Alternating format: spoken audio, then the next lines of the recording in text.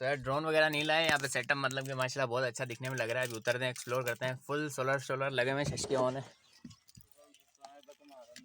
हाँ हाँ, जिस तरफ सूरज हो ना उस तरफ इसको मूव कर देते हैं, फिर वो क्या। So welcome.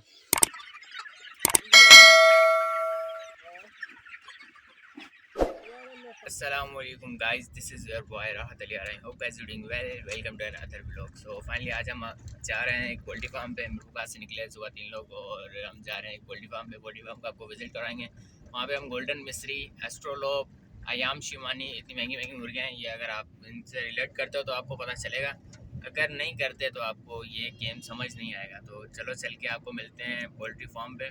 और वहाँ पे हैचिंग होती है, ब्रीडिंग होती है, मतलब हर किस्म के वहाँ पे प्रोसेस काफ़ी सारे होते हैं। तो हम भी फर्स्ट टाइम जा रहे हैं। अंडों से हैचिंग भी होती है और अलग अलग ब्रीड्स भी वहाँ पे, छोटे बच्चे बड़े बच्चे सब आपको वहाँ पे दिखेंगे। सो बस अब लोकेशन ढूंढ रहे हैं और वहाँ पे चल के आपको मिलते हैं।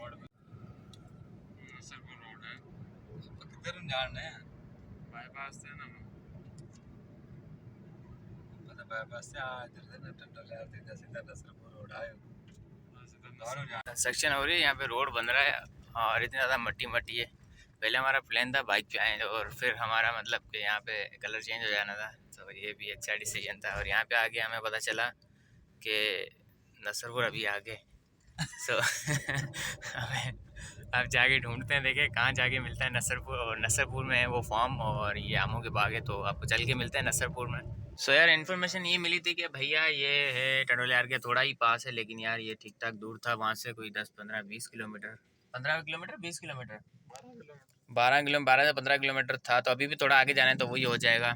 और ये फाइनल वो है डेस्टिनेशन है, मतलब यहाँ पे खड़े होकर हम पूछ रहे हैं कि भैया किस तरफ जाना है। और उन्होंने कहा था इस जगह पे आके रुकना और वहाँ पे आपको बंदा रिसीव करने आएगा। सो पीछे क्या Bismillah goods, Bismillah goods and goods ऐसा कोई नाम था वो बिल्डिंग पीछे। तो उनको कॉल किया, वो यहाँ पे आएंगे लेने के लिए। सो यार ड्रोन वगैरह नहीं लाए यहाँ पे सेटअप, मतलब कि माशाल्लाह बहुत अच्छा दिखने में लग रहा है। अभी उतरते हैं, एक्सप्लोर करते हैं। फुल सोलर लगे हुए हैं, शशके ऑन है।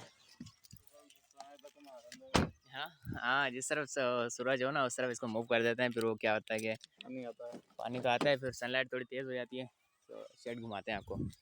तो यार सीन ये था, मैं आपको सीन समझाता हूँ भाई। ये कुछ टाइम पहले की बात है, जब हमारी रिसेंटली ग्रेजुएशन कंप्लीट हुई थी। तो उस टाइम हम सोच रहे थे, मतलब लड़के लड़के कि क्या बिज़नेस करें। फिर हमने सोचा 2-3 पार्टनर बनते हैं तो ना पोल्ट्री फार्म खोलते हैं। तो एक ऐसे एक्सपीरियंस भी हो जाएगा, जब तक हम बिज़नेस करके नहीं देखेंगे हमें पता कैसे चलेगा कि भाई बिज़नेस में क्या प्रॉफिट और क्या लॉस होता है। तो भाई हमारे लड़कों ने खोज लगाई और पता किया कि ये पता चला कि टंडोलियार के पास कोई नसरपुर शहर है। वहाँ पे भाई बहुत बड़े बड़े फार्म है। अगर आपको ब्रीडिंग हेचिंग के लिए अगर मशीनें मशीनें नहीं बच्चे चाहिए जो आपने उसमें पालने हैं, तो यहाँ से हैचिंग होती है। एक मशीन के ज़रिए होता है। तो अभी आपको वहाँ भी लेके चलते हैं। इसके बाद हम वहाँ भी गए थे। इनका काफ़ी बड़ा सेटअप था। इनके पास जो नस्ल थी पहले, इनके पास जो इन्होंने बताया वो थी, वो अभी जो थी वो प्ले माउथ थी। और पहले एस्ट्रोलॉप थी। कह रहे हैं एस्ट्रोलॉप का जो खर्चा होता है ना वो ज़्यादा होता है। खैर मुद्दे की बात ये थी कि भैया बिज़नेस स्टार्ट करने रहे तो पोल्ट्री फार्म खोलना था। उस टाइम हमने किसी को नहीं बताया था। अभी ये हो गए इसको कोई 5-6 महीने पहले की बात है, या उससे भी ज़्यादा, मैक्सिमम 6 महीने तो हो ही गए। तो हम वहाँ पे गए, हमें ढूंढते ढूंढते पहले तो शहर ना मिला, जिस बंदे के पास जाना था वो बंदा नहीं मिला। फिर उसने किसी और का रेफरेंस दिया, फिर हम उसके पास गए।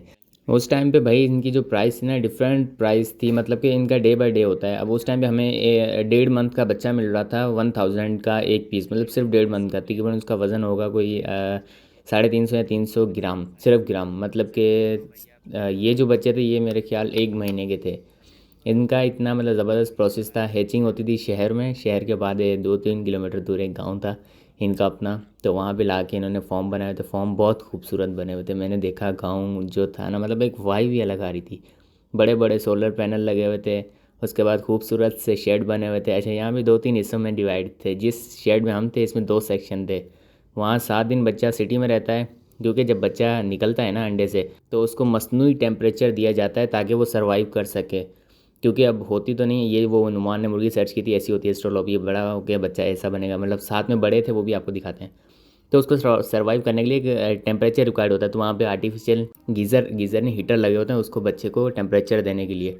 तो वहाँ पे उन्होंने टेम्परेचर वाला सारा सिस्टम इन था। मतलब 7-8 दिन बच्चा वहाँ पे रहता है जो चूज़ा होता है सिटी में। उसके बाद उस फॉर्म में जिसमें हम पहले गए थे उसमें शिफ्ट करते हैं।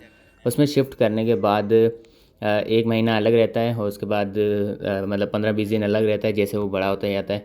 उसके बाद इस फॉर्म में आता है। ये फॉर्म था, इसमें भी 3 से 4 सेक्शन थे, पहले पीछे रहता है फिर आगे आगे आगे। अच्छा, इसमें ये प्रोसेस होता है कि जितनी एज है ना उस बच्चे की, वो अपनी एज वालों के साथ ही रहेगा। ऐसा नहीं है कि बड़े छोटे मिक्स कर दिए, नहीं, जितनी उसकी एज है वो सारे उसी उसी सेक्शन में रहेंगे। तो ये इनका था। और ये था प्ले माउथ नस्ल थी और काफ़ी अच्छा था, दिखने में भी खूबसूरत था। वाइट और ब्लैक इसका कॉम्बिनेशन था। और ये जो ताज है ना जिनके ऊपर रेड रेड, ये मुर्गे हैं। उसके बाद सारी जो हैं वो मुर्गियाँ हैं। ये सेक्शन वो था जहाँ से ये अंडे रिसीव करते थे। अंडे रिसीव करने के बाद एक बाल्टी भरते थे, हमने उनके अंडे भी देखे थे।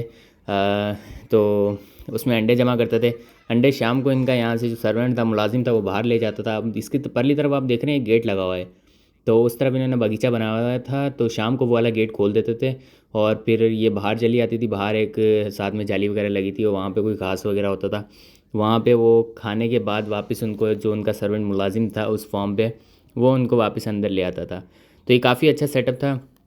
ये जो फॉर्म था ना काफ़ी बड़ा था और ये बहुत बहुत कॉस्टली था। जो हमने सोचा था कि यार ऐसे ऐसे जुगाड़ी काम कर रहे थे, बिज़नेस बिज़नेस करने का सोच रहे थे, लेकिन हमारा बिज़नेस सक्सेसफुल इसलिए नहीं हो सका क्योंकि हमने किया ही नहीं। जो हमारे बंदे थे, हमें मतलब समझ में नहीं आया। एक होता है ना, एक सिस्टम होता है हर चीज़ को चलाने का, मैनेज करने का। बाकी मुर्गियाँ जो थी ना आउट क्लास ही बहुत खूबसूरत लग रही थी और इनकी प्राइस वैसे भी काफ़ी आई थी। और इनकी जो अंडा देने की रेशो थी ना वो ठीक ठाक थी। मतलब गोल्डन मिस्री के सबसे ज़्यादा जो नेट के मुताबिक ऑस्ट्रोलॉप देती है, उसके बाद ये देती है। और जो मिस्री है गोल्डन मिस्री, उसकी मेरे ख्याल 360 डे में से 200 प्लस है आई थिंक। इसकी भी ठीक ठाक थी, 80% थी या 70% इसकी थी अंडा देने की। अच्छा, अंडा देने की आपको मैं समझा दूँ अगर आपको नहीं पता। अंडा देने की ना एक रेशो होती है मुर्गी की, हर मुर्गी की परसेंटेज होती है कि वो इतने साल में, इतने सर्किल में कितने अंडे देती है, मतलब साल में कितने देती है या इतने दिन में कितने देती है। 100 में से ऐसे परसेंटेज निकालनी पड़ती है। तो फिर उस हिसाब से कुछ ऐसा है। तो अब तो 6 महीने हो गए, मैं भी थोड़ा सा भूल गया हूँ। अगर आप इनसे रिलेट करते हो तो आपको पता होगा, अगर आपका फॉर्म वगैरह है तो। नहीं पता तो फिर आपको भी समझने में थोड़ा मुश्किल होगी। खैर, चिल सीन था। 1000 रुपीज़ में हमें ये पीस पड़ा था। हमने कहा चलें ठीक है, 1000 डाले 100 ले जाते हैं, 1 लाख के होंगे। तो इससे हम स्टार्टअप लेते हैं, देखते हैं क्या इनपुट आउटपुट क्या आता है। तो ये कोई सीन चल रहा था। यहाँ पे हम पहले इसलिए आए थे क्योंकि यहाँ पे रात हो जानी थी, इलेक्ट्रिसिटी का कोई ख़ास यहाँ पे इतनी रोशनी होनी नहीं थी। तो ओनर ने कहा कि पहले आप गांव चले जाएं, वहाँ से आप विज़िट करके आएँ, उसके बाद आएँ सिटी, क्योंकि वहाँ पे इलेक्ट्रिसिटी वाला सीन चिल था। ये अंडे थे उन मुर्गियों के जो कि इसमें कलेक्ट करके इस बॉक्स में अब ये जाएंगे शहर, फिर ये लगेंगे उस हैचरी की मशीन में।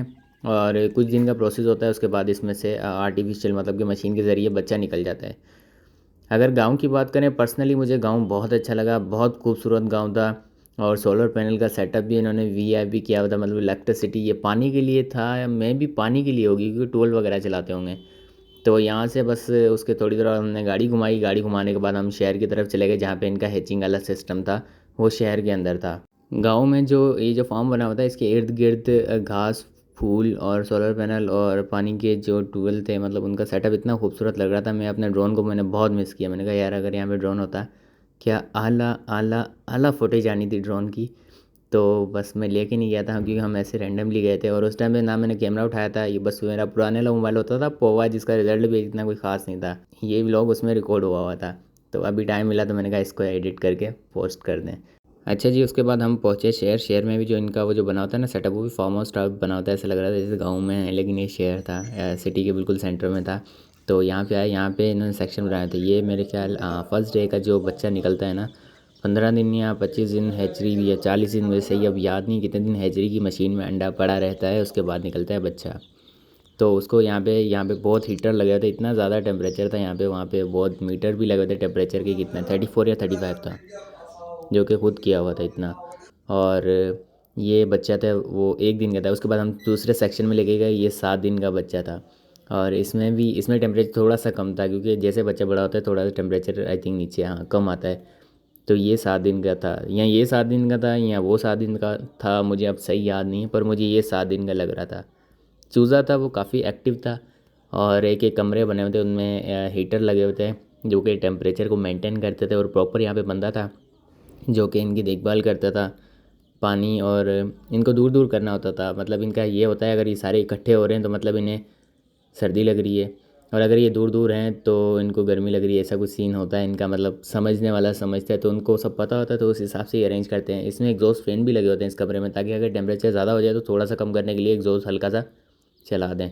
यहाँ तो जब फ्लॉक बाहर आता है तो उसके बाद टेम्परेचर सही करने के लिए उसको निकालना है। उसके बाद हम गए थर्ड रूम में। ये है हैचरी की मशीन, जिसको कहते हैं इंक्यूबेटर, इंक्यूबेटर कहते हैं आई थिंक, हाँ। तो इसमें डिफरेंट होते हैं। अगर आप ये घर में अंडे से बच्चा निकालना चाहते हो ना बिना मुर्गी के, तो ये 2000 7500 5000 इतने का ये मिलता है। छोटा सा होता है, उसमें 7 अंडों की स्पेस होती है। तो आप ये घर में भी कर सकते हो प्रोसेस, अगर आपको करना है, ट्राई करना है तो ये इनके पास तो बड़े बड़े थे, कोई 150 या 80 अंडे एक टाइम पे लगते थे। और ये solar panel full setup on था। सो फाइनली ये था आज के व्लॉग। उसके बाद हम चले गए वापस। और चैनल पर नए तो भाई सब्सक्राइब कर लें। मिलते हैं इंशाल्लाह नए व्लॉग में। तब तक के लिए अपना बहुत सारा ख्याल रखिएगा, दुआ में याद रखिएगा। अल्लाह हाफिज़।